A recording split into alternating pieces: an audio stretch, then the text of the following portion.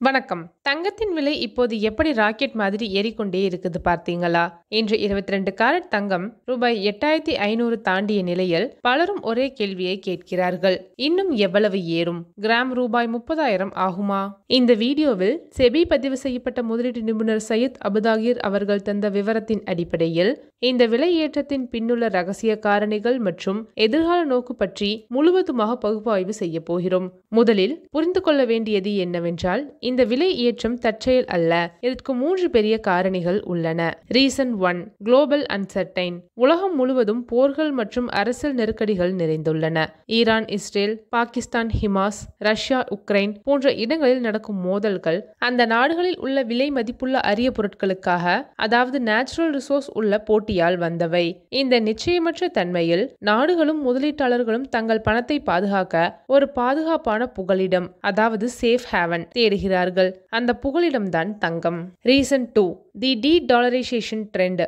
பல நாடுகள், குறிப்பாக இந்தியா மற்றும் சீனா, ரஷ்யாவிடம் இருந்து எண்ணெயை அமெரிக்கா டாலரில் இல்லாமல் தங்கள் சொந்த நாணயத்தில், அதாவது ரூபாய் யுவன் வாங்குகின்றன.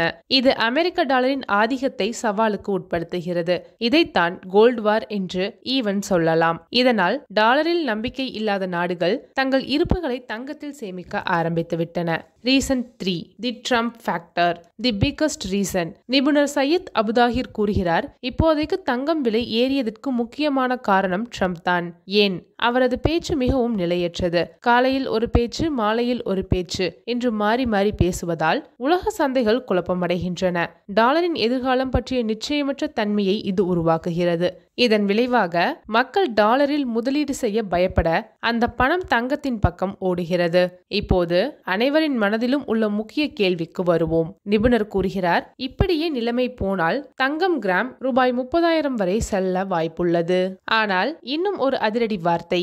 அவர் சொல்கிறார், அப்படி ஒரு முறை ரூபாய் 30,000 என்ற மனோபலத்தை, அதாவது சைக்காலஜிக்கல் லெவல் தாண்டிவிட்டால் பின்னர் விலை குறையவே குறையாது. அதாவது அது ஒரு புதிய சாதாரணமாகி விடலாம். அப்போ எப்போ விலை குறையும் என்று நீங்கள் கேட்கிறீர்களா? நிபுணரின் கூற்றுப்படி விலையை குறைய 2 வழிகள் தான் உண்டு. அப்போ எப்போ விலை குறையும் என்று நீங்கள் கேட்கிறீர்களா? நிபுணரின் கூற்றுப்படி விலை குறைய 2 வழிகள் தான். ட்ரம்ப் பதவியில் இருந்து விலக வேண்டும், அல்லது உலகத்தில் நடக்கும் பல போர் மோதல்களில் இரு தரப்பும் பேச்சுவார்த்தையை நிறுத்த வேண்டும்.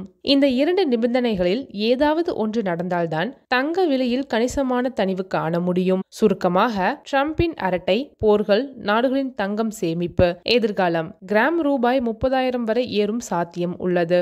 குறைவது கடினம். தீர்வு, ட்ரம்பின் அரசியல் முடிவு அல்லது உலக சமாதானம் தேவை. இந்த பகுப்பாய்வு உங்களுக்கு பயனுள்ளதாக இருந்தால் வீடியோவை லைக் செய்யவும், உங்கள் நண்பர்களுக்கு ஷேர் செய்யவும்.